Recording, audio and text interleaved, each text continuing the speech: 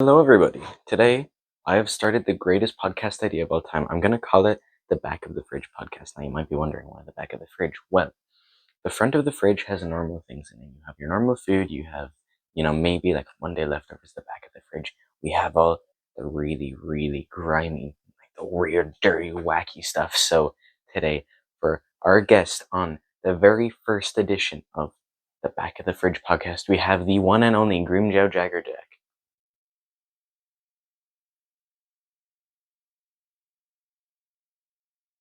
He gives you a slightly irritated, confused look. Are you high or something? Yeah. So Grimmjow actually he is really happy. Fix this saturation. Oh yeah, there we go. Okay, anyway, so Grimmjow here.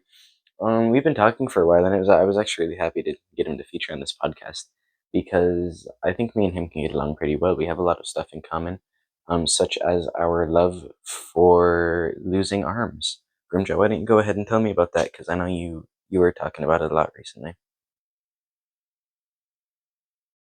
Losing an arm was one of the most agonizing experiences of my life. It was the first time I had ever been defeated. He scowls as he recalled that day. Yeah, well, actually, the time I lost my arm as well was actually it was pretty tragic. But funnily enough, I had a friend that that could fix my arm completely as well. It was incredible.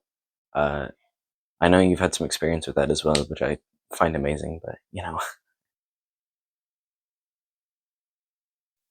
his head, staring right down at you, looking slightly impressed. I have, in fact, heard of somebody with the ability to heal lost limbs. It is quite extraordinary. oh yeah, no, it's incredible.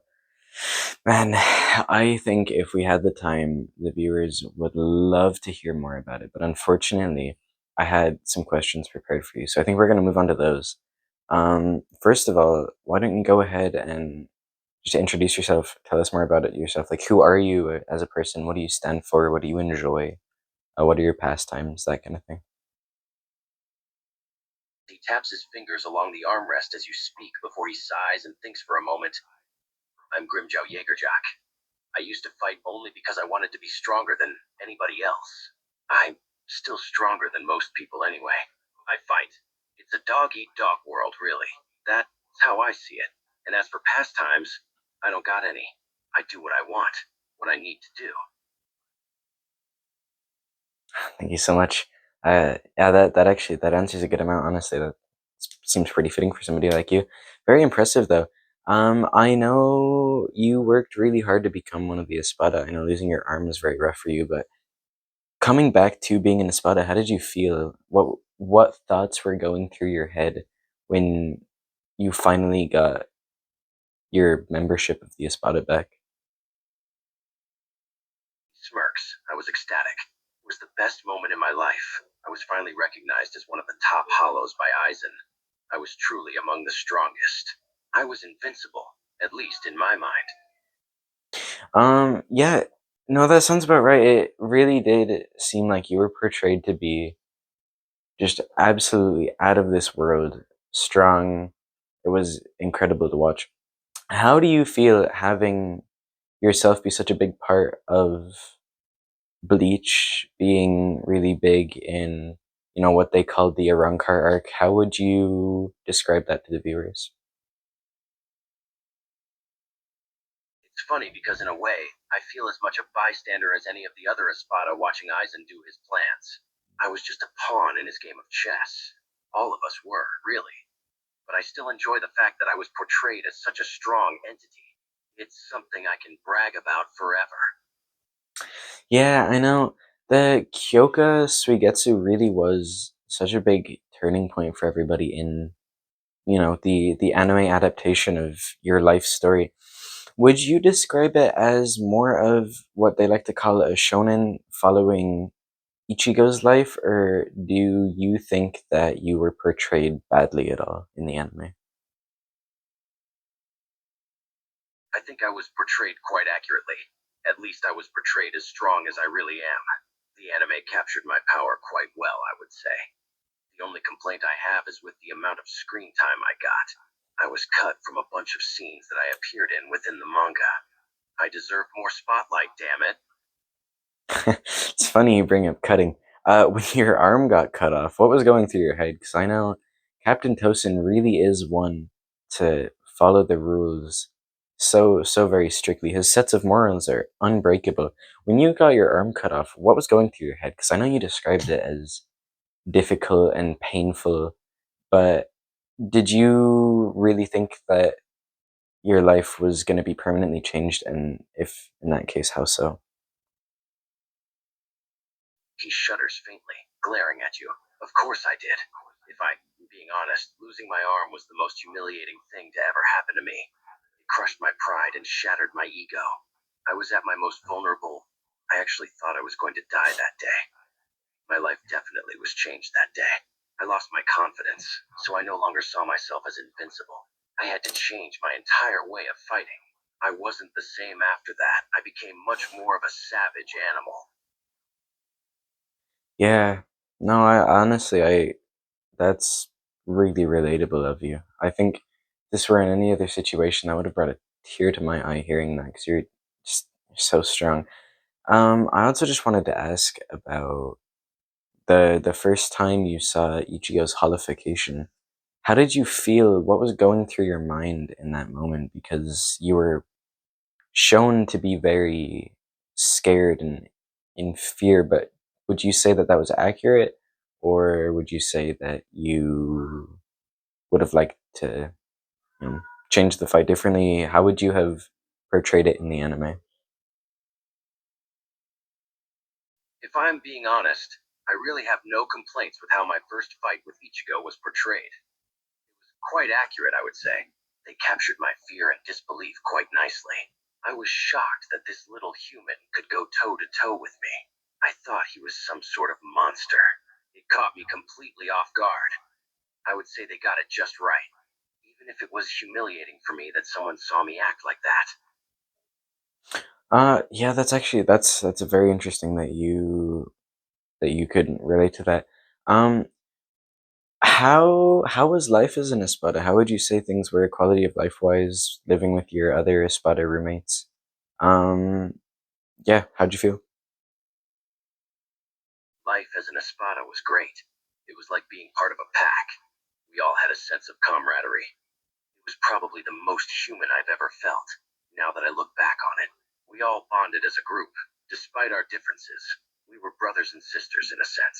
The quality of life was great. We were in a constant state of power while we were in Hueco Mundo. You could find everything that you needed in our territory. It was great.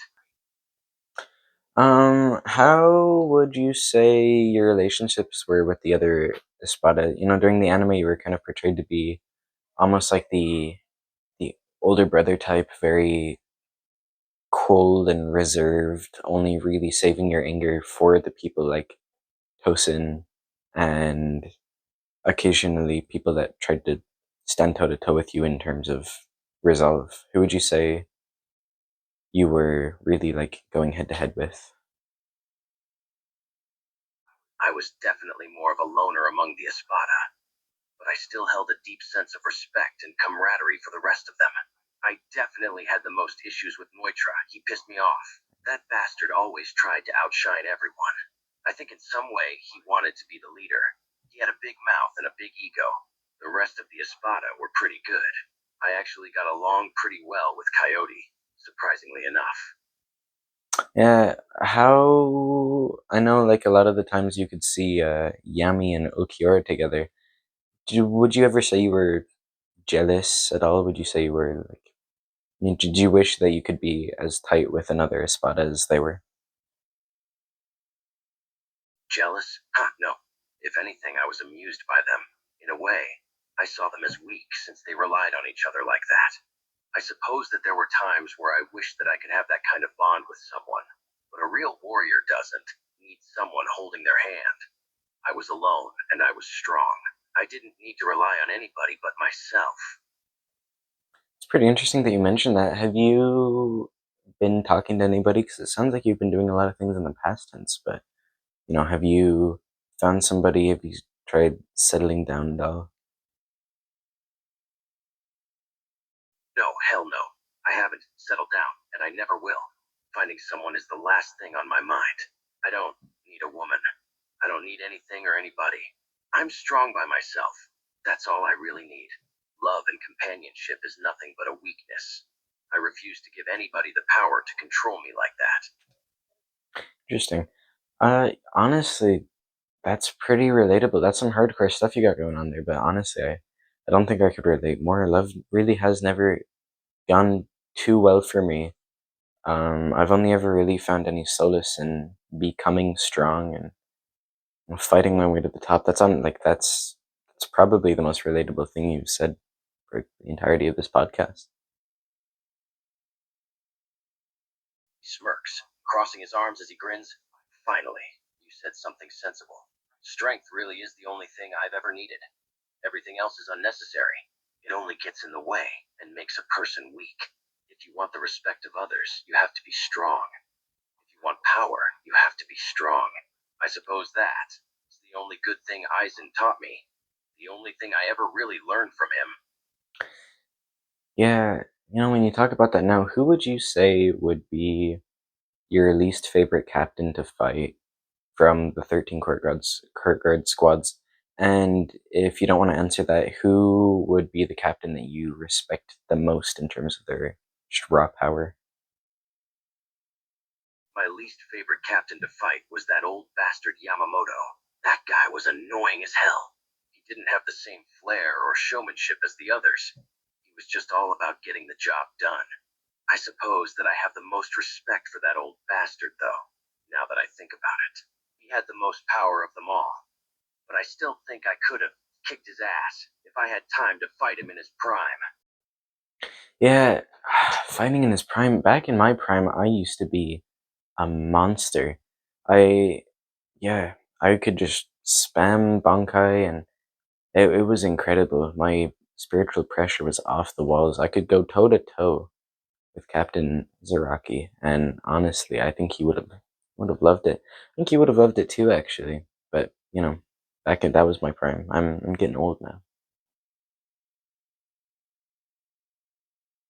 Forward, now becoming interested in the discussion. I would have loved to test my skills against you and Zaraki in your prime.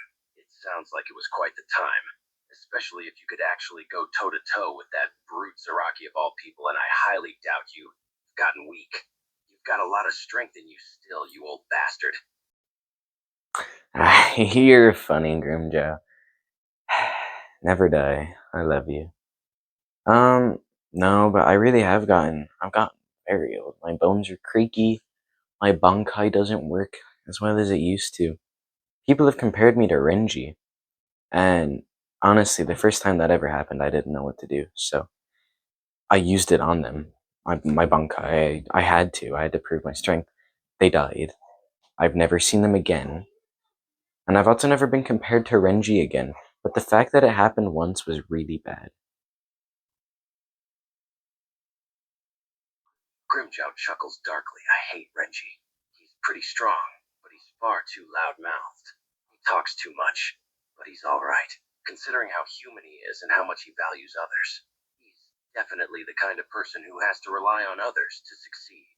I suppose my perception of you has changed. I didn't know you were actually weak now. That's disappointing.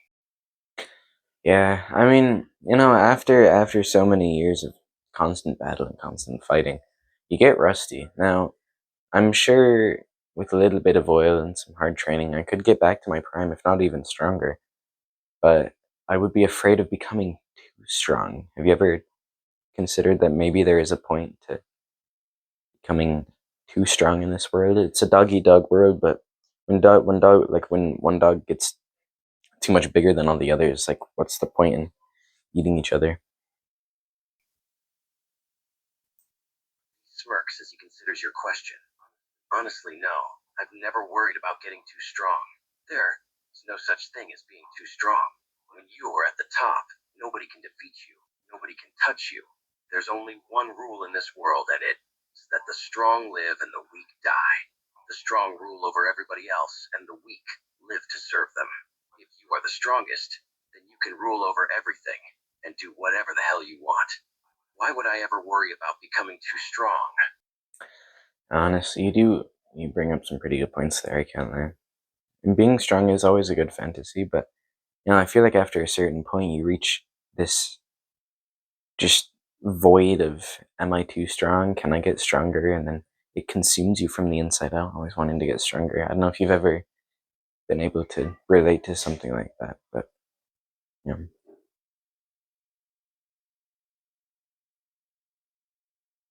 I can definitely relate to that. It happens to me all the time. It's yeah, only natural for people like us, you know. Warriors, fighters, killers.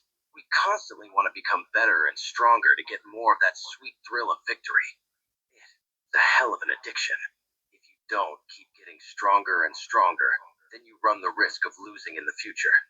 And once you've experienced the high of winning one too many times, you can't go back to losing. yeah.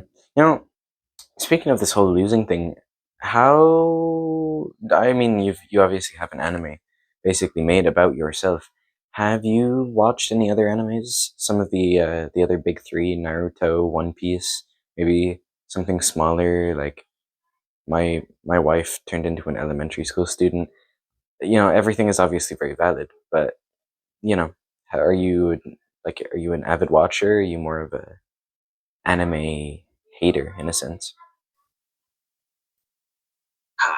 Believe it or not, I do watch anime sometimes. I've seen a little bit of Naruto. It got me pissed off how often that idiot Naruto gets his ass beat. In reality, the guy has no business being a ninja. He's weak and has no training. One Piece is okay, I guess, but there's too many goddamn episodes. I tried watching this thing you spoke of. My wife turned into an elementary school student, or whatever, and I stopped watching after like 10 minutes because it was weird and creepy. Yeah, no, I get what you mean. It's not for the faint of heart. Did you know One Piece is going on a 6 month break? Actually, it's pretty interesting. If you watched about 6 episodes a day every day until the break was over, you would actually be able to catch up. His eyes widened and he nearly fell out of his chair. Hold up, a 6 month break?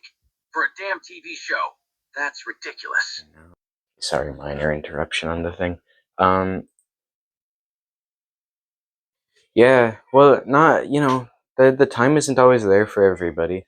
Um, I can completely understand that. I can completely relate to it. But 2 hours out of your day every day for 6 months, if you took the time off from training, maybe even just the 2 hours, do you think you would be able to catch up mentally even? Because you could physically watch 6 episodes a day, but it's a lot to take in. How would you feel? He thinks seriously about the challenge of watching One Piece. I'd have to change my whole training routine. 6 hours of sleep, 2 hours of watching. It wouldn't get in the way of my training too much, I suppose. It would be hell to watch that much TV, though. I've never really sat still for that long. I may have to try this. If the show is any good, that is. Yeah, that's interesting. You said 6 hours of sleep. Is that the average for you, or do you usually get more or less? He smirks and laughs arrogantly. Most of the time, I usually get 4 or 5 hours of sleep. But that's all I need. I've been training myself for years to require less downtime. I get more time to train that way, so I decided to train my body to only need a few hours of sleep every night. It was a hell of a process. I can always sleep like a baby when I do decide to, though. What are your opinions on performance enhancing drugs? Because I think you could benefit intensely from them. There's always releasing your Zanpakuto. That does give you a good boost of spiritual pressure and just general presence. But Tren, I think that would do wonders for you. He frowns and raises an eyebrow at the mention of those kinds of drugs. Performance drugs? Yeah, I've heard of those things. They make you stronger, right? I remember taking a few back when Eisen was in charge. You were saying they could make me stronger? I wouldn't mind using them as long as they're not too dangerous. I mean, they can't kill me, right? Hell no, drugs wouldn't kill you. Not as strong as you are. I think you could get on some Tren, and you could start. Actually, thinking about it. Have you heard some of this new generation brain rot? Stuff like, being Sigma, being Alpha, Skibbity Toilet, like all these things. Have you been keeping up with it? Because I know performance enhancing drugs are often, joked about, but would you consider that to be a form of modern brain rot in terms of the bodybuilding work and the, just generally training workspace, or do you think that performance enhancing drugs should be taken more seriously? Wrinkles his nose in disgust as he thinks about that kind of stuff. I've heard a little bit about Skibidi Toilet, and I've heard a lot of this new Alpha Sigma stuff.